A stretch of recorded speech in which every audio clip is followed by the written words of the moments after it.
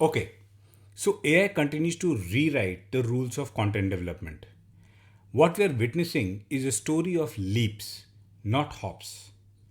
Just last week, OpenAI's Sora app hit 1 million downloads in 5 days.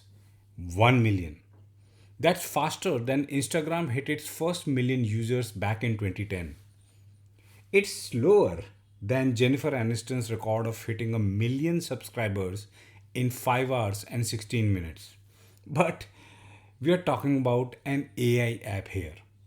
Now, Sora isn't just another social app. Every single video on Sora is AI generated. That's the Sora effect for you when filmmaking becomes typing. 2 years ago, creating a video would have sent you into a spiral.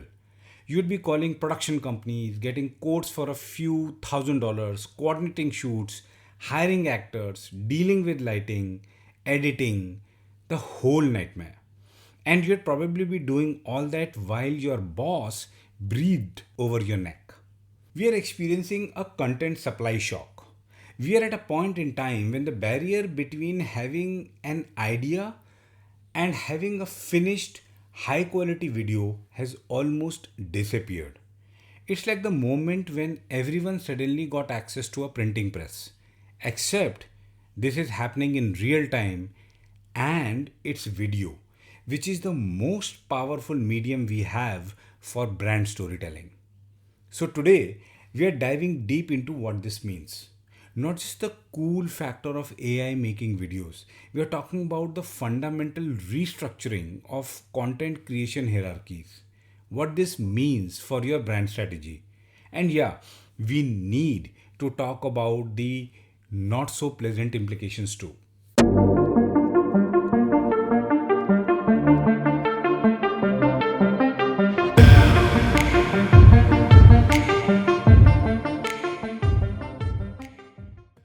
We are somewhere between Industry 4.0 and 5.0 today. And of course, AI is fueling most of that change now. But when you look at video production, it was always built on gatekeeping. And I don't mean that in a bad way. It's just reality. To make professional looking video content, you have always needed production grade equipment, which is quite costly. Technical skills like story writing, direction, cinematography, editing, color grading, sound design, that took years to develop. And significant budgets. Even a simple brand video could easily run you five figures once you factored in crew, location, and post production. These barriers created a natural hierarchy. Big brands could afford it. Small brands, well, either had to compromise with quality or saved up for that one big campaign. But video production using AI has become so good that it is eliminating all three of those barriers simultaneously. Sora 2's impressive capabilities and instant popularity is a proof. And it's not alone. Google's VO3, their text to video model, is capable of pumping out 8-second clips with synchronized audio at 1080p quality. Then they recently launched Google's Nano Banana, which takes a single photo and turns it into a dynamic video content. I've seen people use it to make their product shots come alive, turning static images into interesting mini commercials. Meta have their AI assistant, which is embedded in its products Facebook, Instagram, WhatsApp, Messenger, and Ray-Ban or Oakley glasses. It also has a standalone Meta AI app which offers video generation capabilities across platforms and devices. It recently announced Vibes, which is a TikTok like feed of short AI videos, and built it right into the app. AI Studio is their platform that allows developers to create, manage, and distribute custom AI characters or agents across its products. It also has a research model for text to video, video editing, and multimodal creation called MovieGen. And if you look outside the world of big tech, Stable Diffusion moved from images into video territory with Stable Video Diffusion. Then there's the likes of Runway ML and Synthesia. Wherever you look, the quality gap is disappearing fast to such an extent that 9 out of 10 people can't tell the difference between AI generated content and professional productions. And speed? Forget about it. Mattel recently announced a partnership with OpenAI to prototype toy concepts using Sora 2. They can go from a sketch on a napkin to a fully realized video prototype in minutes, not months. That's the kind of iteration speed that completely changes how product development works. It's a very compelling example of the Sora effect in action. However, this isn't just about making things faster. It fundamentally changes the entire creative process. When iteration is nearly free and instant, you can test dozens of concepts before you commit to anything. You can A B test different video styles, narratives, emotional tones, all before you spend a dime on actual production. So, is the video production revolution pushing out the old gatekeepers? Not really, but their monopoly is definitely broken. When your biggest barrier to entry is a $20 monthly subscription instead of a thousands of dollars of production budget, the entire creative landscape shifts. Now, what does this mean for brand content strategy? There will be a mid tier squeeze. This is going to be brutal for a lot of companies. When everyone can create cinematic content, generic brand videos become worthless. Those slick but forgettable videos showing happy people using products in perfect lighting, lifestyle shots, product demos, or explainer videos that do not rely much on real personality. That content is about to be completely commoditized. It's like how stock photography became basically run of the mill once everyone had access to the same libraries. But this creates a fascinating paradox. When everyone can make something that looks professional, what makes your brand content stand out in the Sora Effect era? The barriers to creating generic videos has almost disappeared, but the challenge of creating meaningful premium video content still remains.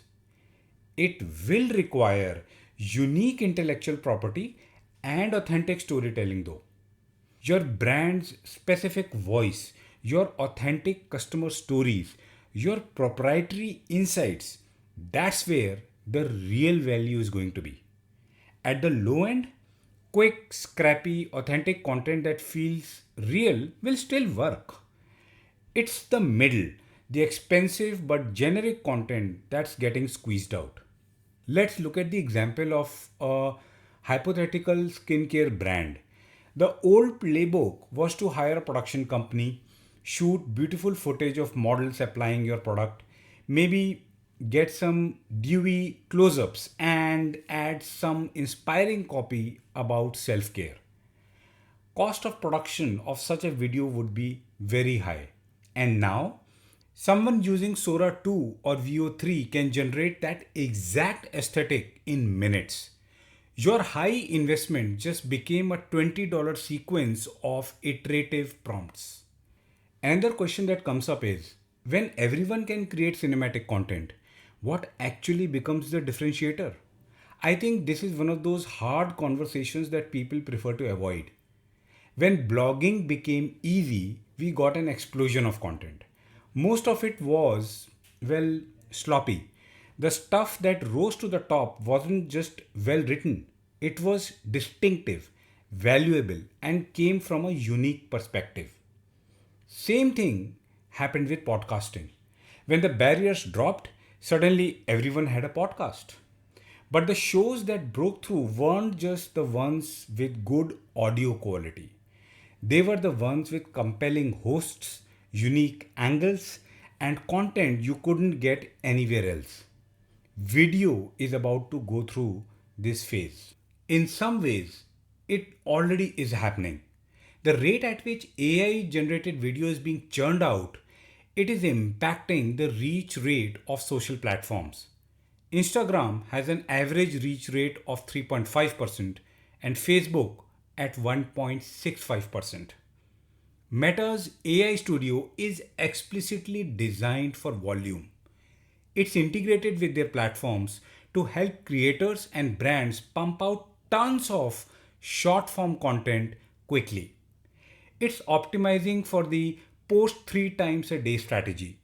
Sora 2 and Veo 3 are positioning themselves more as creative tools for thoughtful production. They give you more control, more ability to craft specific visual styles. But which tool you use is not much of a strategy. It's an age old debate similar to what photographers used to have with the advent of digital photography. Which camera brand or model is better to capture amazing photos? You can use Meta's AI Studio to create thoughtful, valuable content in high volume.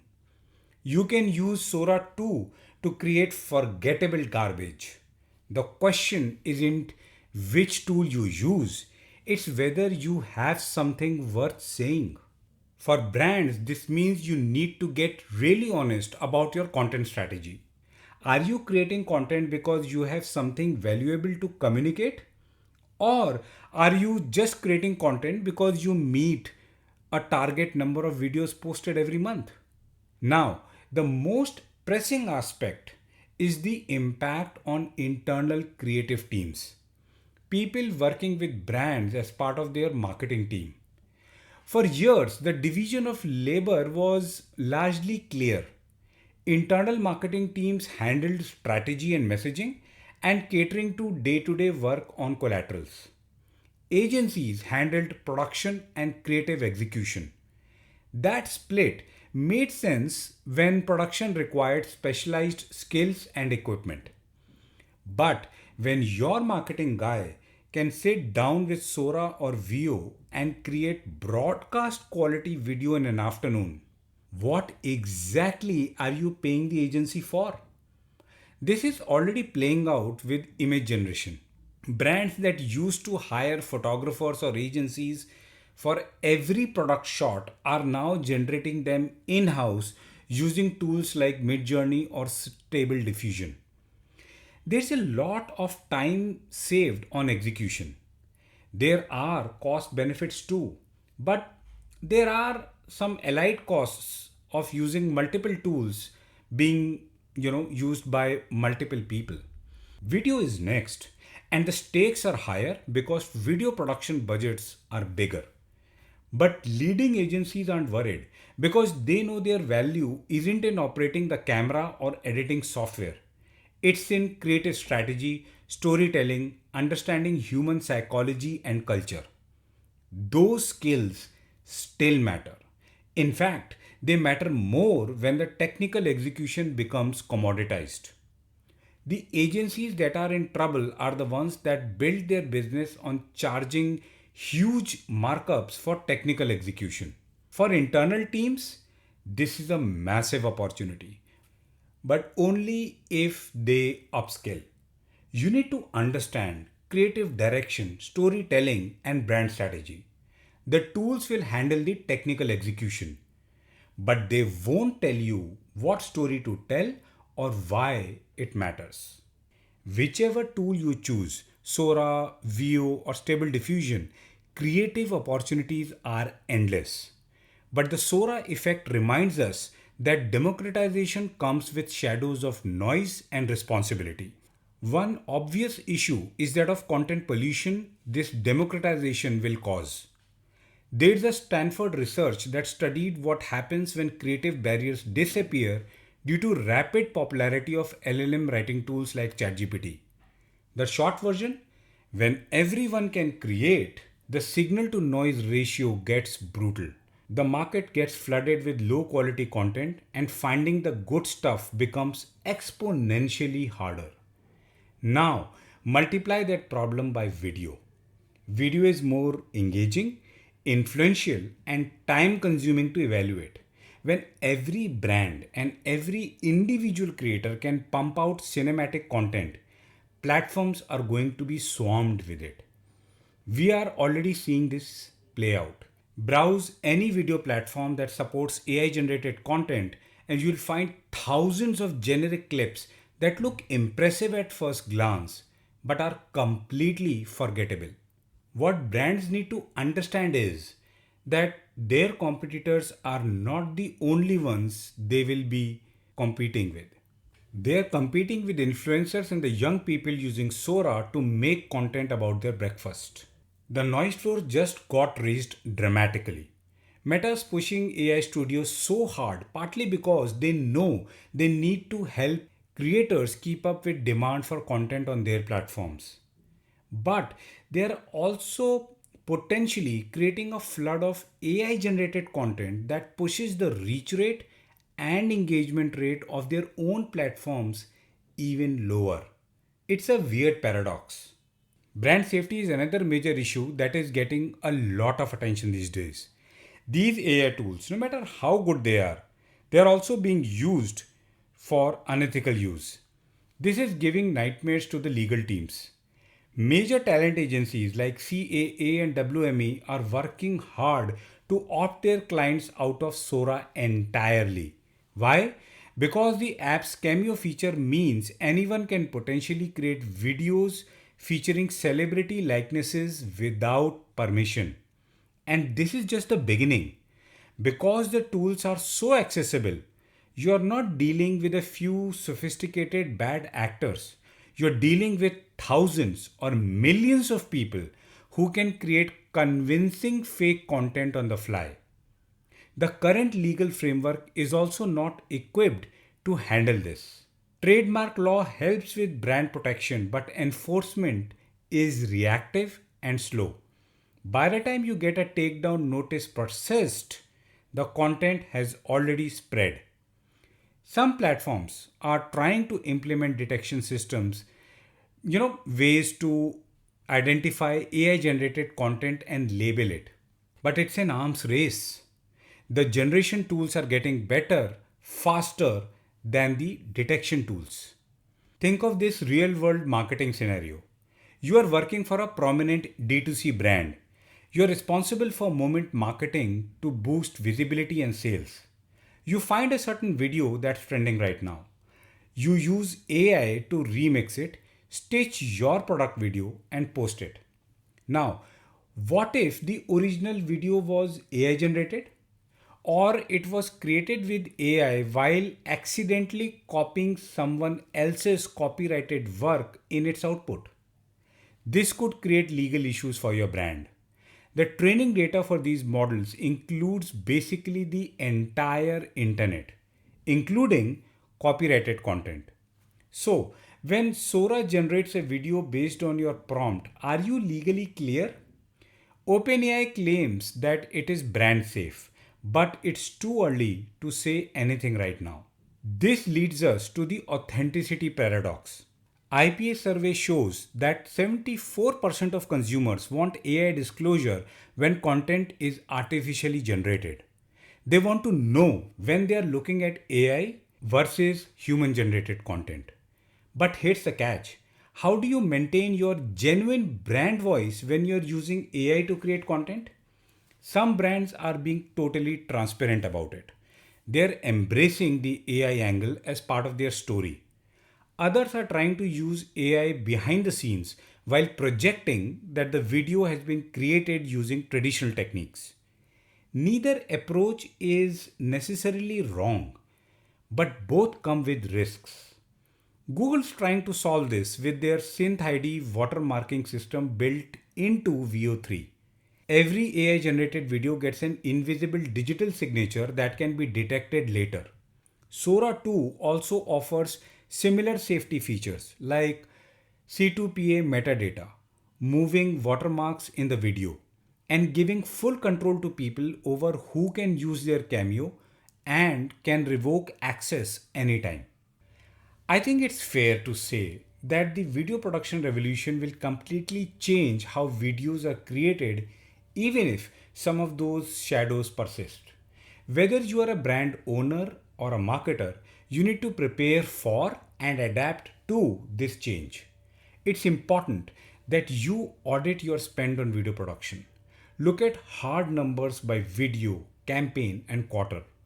Include everything: production, talent, editing, revisions, distribution, everything. For each category, ask yourself, could this be produced with AI tools at comparable quality? If you're spending $5,000 on a generic product showcase video that could be generated with Sora in an hour, you need to know that. Maybe you decide to keep using traditional production for brand reasons.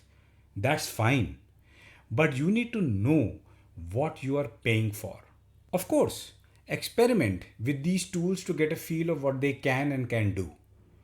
That's how you start understanding the Sora effect firsthand. As you prepare to leverage AI, it is important to develop AI content guidelines that preserve your brand authenticity. This is not optional anymore.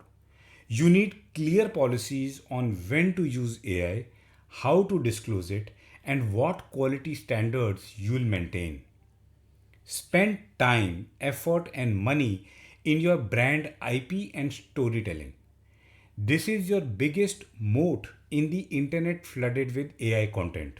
Your customer insights, your brand history, your proprietary data, these become more valuable when everyone else has access to the same AI tools. Not doing this might risk your branded content becoming a stock video. So, here's where we are. The tools to create professional quality video are now in everyone's hands. The barriers are gone, the gatekeepers are irrelevant, and the content landscape is about to get even noisier. At the same time, this is the most exciting and most challenging moment for brand content in decades.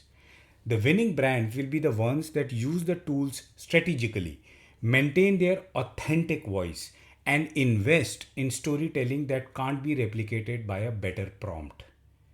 The brands that lose will be the ones still paying premium prices for generic content, or the ones who flood the market with AI generated noise that nobody wants to watch. The Sora effect is here. The question is, what are you going to do with it? Thanks for listening. I'll see you in the next episode.